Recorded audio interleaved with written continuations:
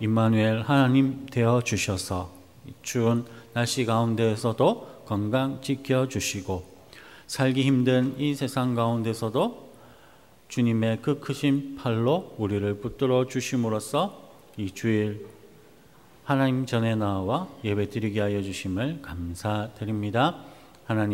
하나님께서 베푸신 그 크신 은혜와 사랑 기억하면서 온 마음과 정성을 다해 하나님께 예배드리게 하여 주시옵소서. 그래야 해서 우리의 예배가 하나님께 기쁨이 되게 하여 주셔서 또 한 주간 살아갈 때에 하나님의 크신 은혜와 축복이 하나님 베풀어지는 그러한 예배 되게 하여 주시옵소서.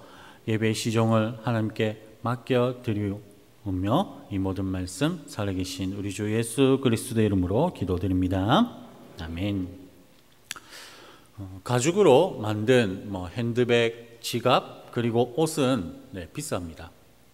특히 이제 장인이 한 땀 한 땀 정성스레 바느질을 해서 만든 그런 경우에는 참 값비싸서 몇백만 원 아니 수천만 원 하는 그러한 제품도 있다고 합니다.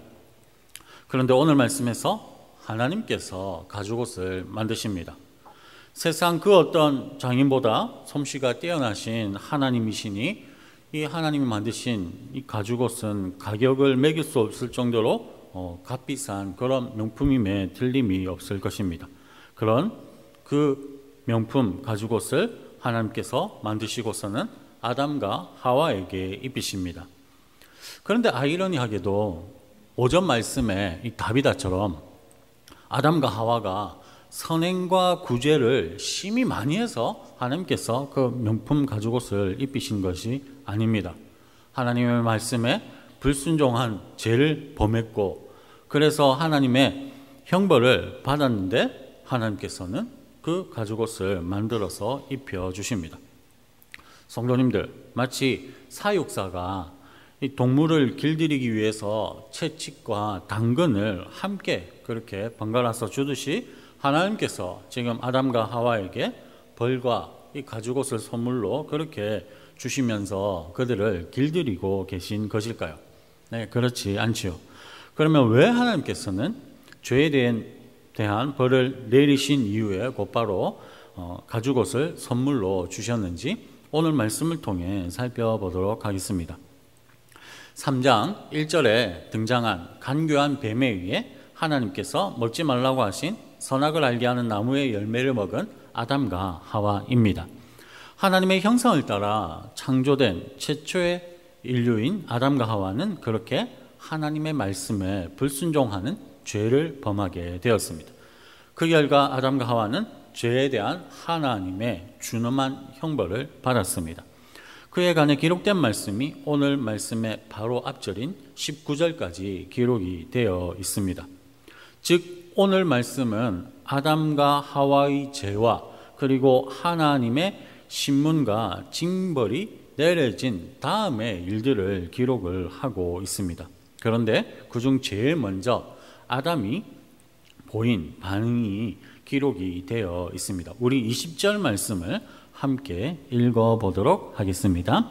아담이 그의 아내의 이름을 하와라 불렀으니 그는 모든 산자의 어머니가 됨이더라. 하나님께 죄에 대한 벌, 곧 노동과 죽음의 형벌을 받은 아담입니다. 그런데 아담이 곧바로 이어서 보인 행동이 바로 아내의 이름을 하와라고 짓는 것이었습니다. 조금 이상합니다. 이미 아담은 2장 23절에서 자기 아내에게 여자라는 이름을 지어서 불렀습니다. 그런데 아담은 오늘 말씀 20절에서 다시금 하와라는 이름을 지어줍니다. 더욱더 이상한 것은 왜 모든 산자의 어머니라는 뜻의 하와라는 이름을 지어준 것일까요? 사실 그렇지 않습니까? 아담이 하나님께 핑계를 했듯이 하와 때문에 선악과를 먹게 되었고 그래서 하나님께 노동의 벌과 죽음의 벌을 받은 것이 아닙니까? 그러니 아담은 당연히 모든 산자의 어머니라는 그 하와라는 이름이 아니라 죽은 자의 어머니라는 그러한 이름을 지어 불러야 했지 않겠습니까? 그런데 아담은 모든 산자의 어머니라는 하와라는 이름을 지어 부릅니다. 아담이 이처럼 하와를 죽은 자가 아닌 산자의 어머니라고 한 이유는 3장 15절 말씀과 관련이 있습니다. 소위 원시복음이라고 부르는 15절 말씀은 하나님의 신문과 징벌이 기록된 9절에서 19절에 포함된 말씀으로서 그 말씀 중에 유일하게 긍정적인 메시지가 선포된 그러한 말씀입니다. 거기서 하나님은 사탄을 벌하시면서 여자의 후손이 사탄을 무찌르고 인간에게 생명을 회복시켜 줄 것을 예언을 하십니다. 아담은 하와와 하와의 후손을 통해 장차 이루실 하나님의 구원의 이 말씀, 15절 말씀을 믿었던 것입니다. 그래서 그는 20절에서 아내인 하와의 후손을 통해 성취될 하나님의 구원을 믿으며 하와 곧 모든 산자의 어머니라는 뜻의 이름을 그 아내에게 지어주게 된 것입니다. 사랑하는 성도님들, 선악과를 따먹는 일은 작은 일이 아니었습니다. 하나님의 말씀에 불순종하는 죄를 범하는 일이었고 너무나도 크고 무서운 죄의 대가를 치러야만 했던 그러한 일이었습니다. 노동의 수고를 해야 했으며 죽음의 고통과 슬픔을 당해야만 했습니다. 죄를 짓는 순간 소망이라고는 전혀 없는 고통과 슬픔과 낙심과 절망만이 가득한 그러한 아담과 하와가 되어 버렸습니다. 그러한 상황에서 아담이 소망을 품습니다. 하와를 통해 이루실 하나님의 구원 약속을 믿었던 것입니다. 그래서 그는 하와의 이름을 모든 산자의 어머니라는 뜻으로 지어 부르게 됩니다. 절망이 가득한 순간 우리의 유일한 소망이 되는 것은 바로 하나님의 약속의 말씀입니다.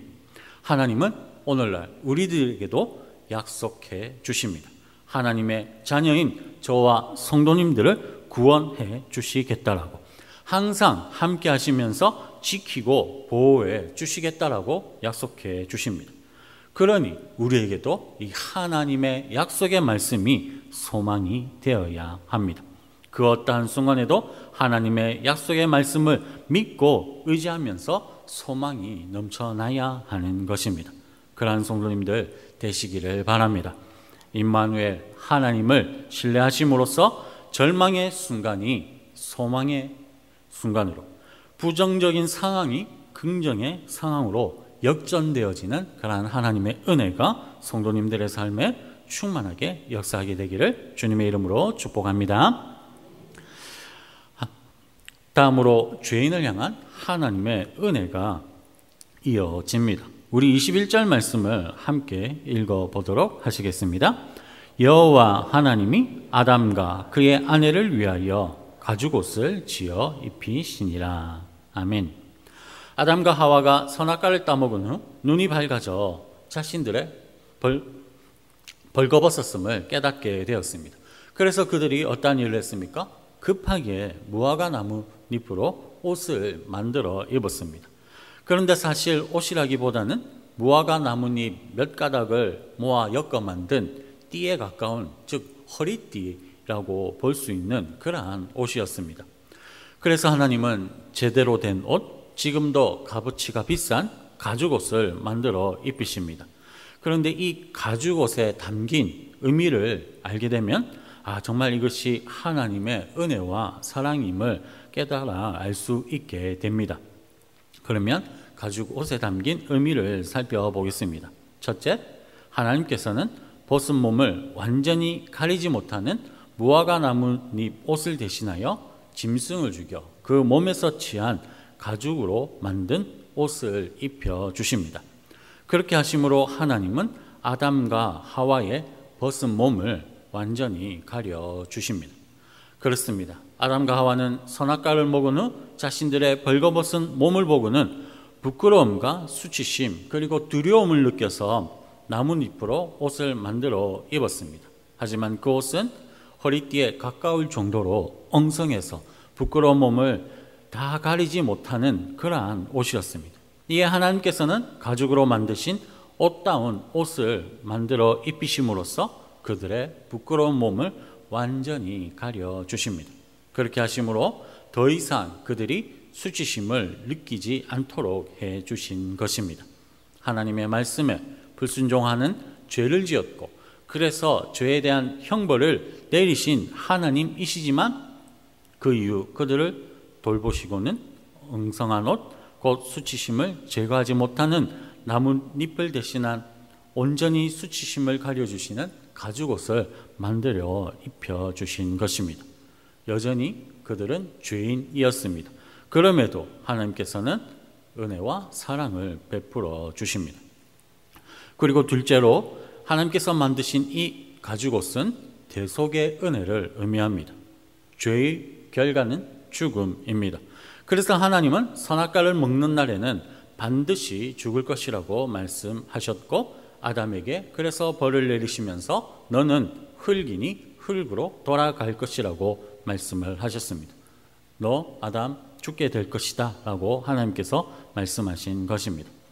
그래서 선악과를 따먹은 죄를 지은 아담과 하와가 죽음에서 벗어나기 위해서는 죄사함이 필요했습니다. 속죄가 필요했던 것입니다. 그런데 속죄는 피 흘림으로 이루어집니다. 그래서 히브리서 9장 22절은 율법을 따라 거의 모든 물건이 피로써 정결하게 되나니 피 흘림이 없은즉 사함이 없느니라 라고 말씀을 합니다. 성도님들, 하나님이 만들어 입히신 옷이 무엇입니까? 가죽옷입니다. 가죽옷을 만들기 위해서는 너무도 당연하게 가죽이 필요합니다. 그러면 성도님들, 하나님께서 그 가죽을 어떻게 얻으셨을까요? 전능하신 하나님이 도깨비 방망이를 들고서는 두드리니까 뚝딱 그렇게 가죽옷이 만들어졌겠습니까? 그렇지 않을 것입니다. 짐승을 죽이고 난 후 그 짐승의 몸에서 가죽을 얻으셨을 것입니다.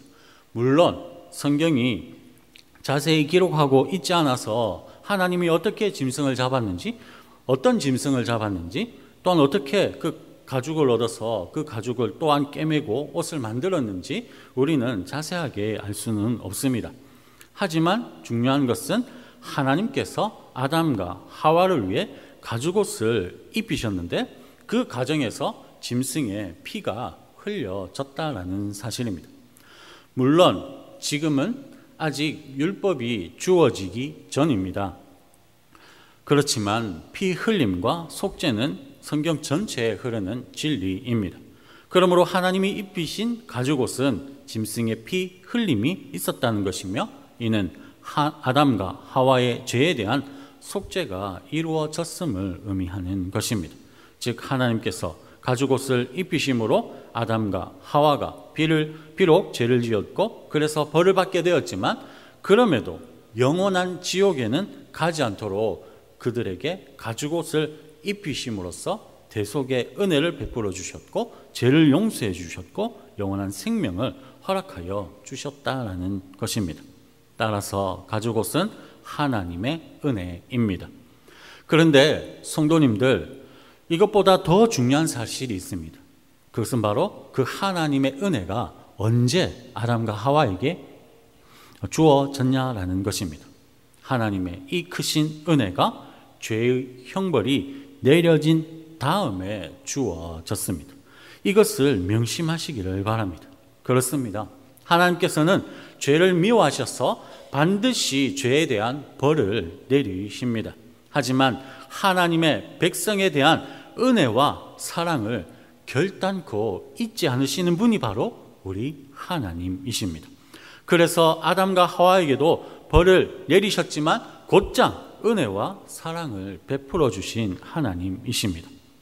그러므로 사랑하는 성도님들, 죄의 형벌이 우리에게 내려졌다라고 할지라도, 그리고 우리가 하나님의 심판 가운데 있다라고 할지라도 그럼에도 무한한 은혜와 사랑을 베푸시는 하나님만을 의지하고 하나님의 말씀에 순종하는 삶을 살아가시는 그러한 성도님들 되시기를 바랍니다. 그리하여서 성도님들의 삶에 하나님의 은혜와 사랑이 충만하게 역사하게 되는 그러한 놀라운 일들이 일어나게 되기를 주님의 이름으로 축복합니다. 마지막으로 에덴 동산에서 추방된 아담과 하와를 통해 하나님의 은혜와 사랑을 확인해 보도록 하겠습니다. 그러면 우리 오늘 말씀 창세기 3장 22절에서 24절까지 말씀을 함께 읽어보실 때에 우리 한 절씩 교독하신 후에 24절 말씀을 함께 읽도록 하겠습니다. 여호와 하나님이 이르시되 보라 이 사람이 선악을 아는 일에 우리 중 하나같이 되었으니 그가 그의 손을 들어 생명나무 열매도 따먹고 영생할까 하노라 하시고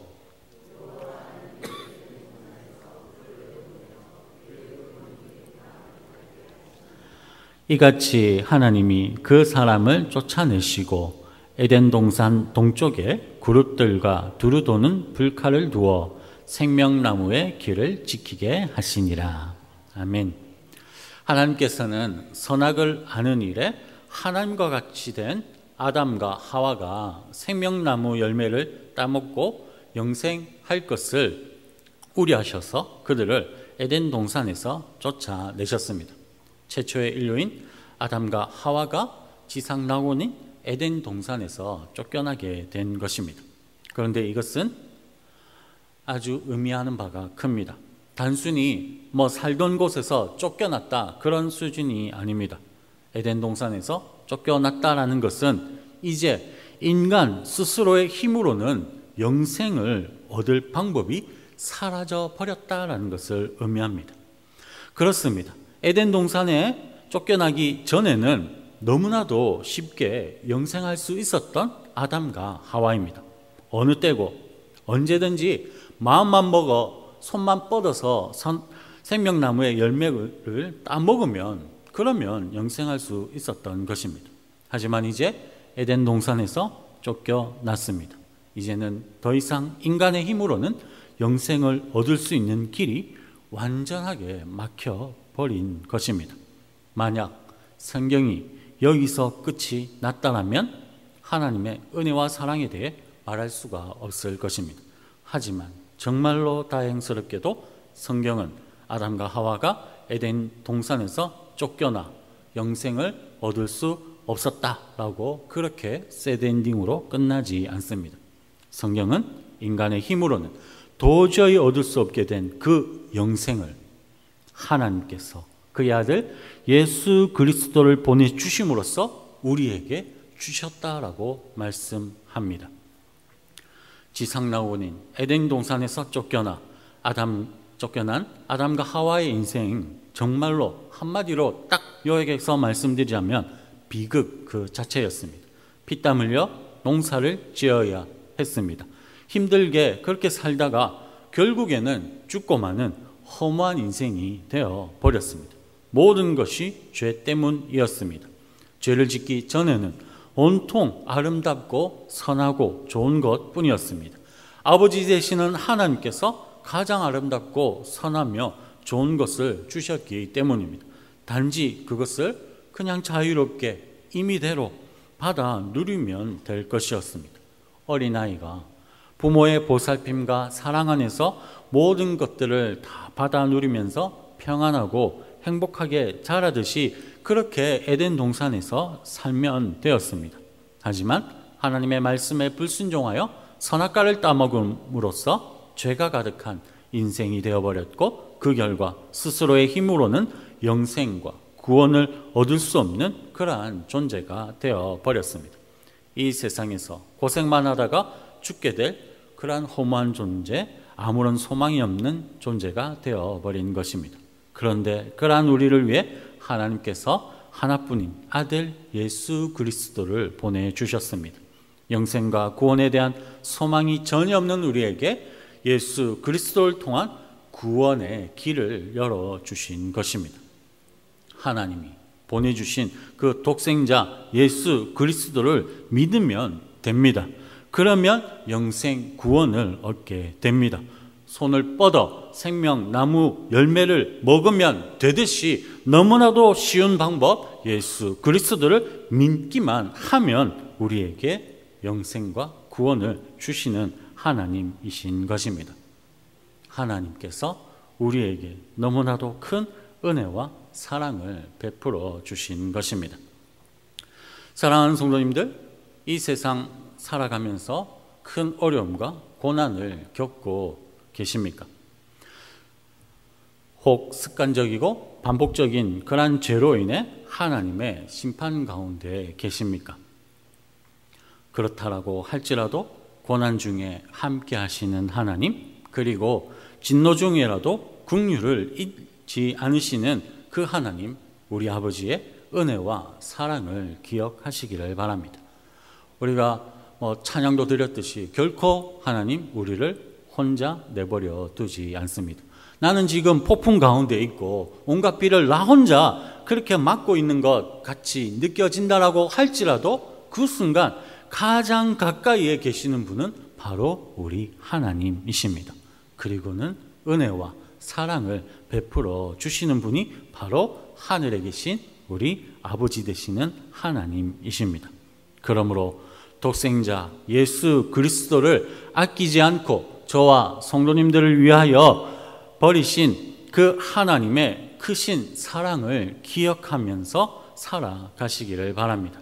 그래야 해서 하나님의 크신 사랑과 예수 그리스도의 그 속죄함을 믿는 믿음으로 말미암아 그 어떤 고난과 어려움에도 소망이 충만한 가운데 그 어려움과 고난을 극복하며 이겨내며 승리하시는 성도님들 되시기를 바랍니다.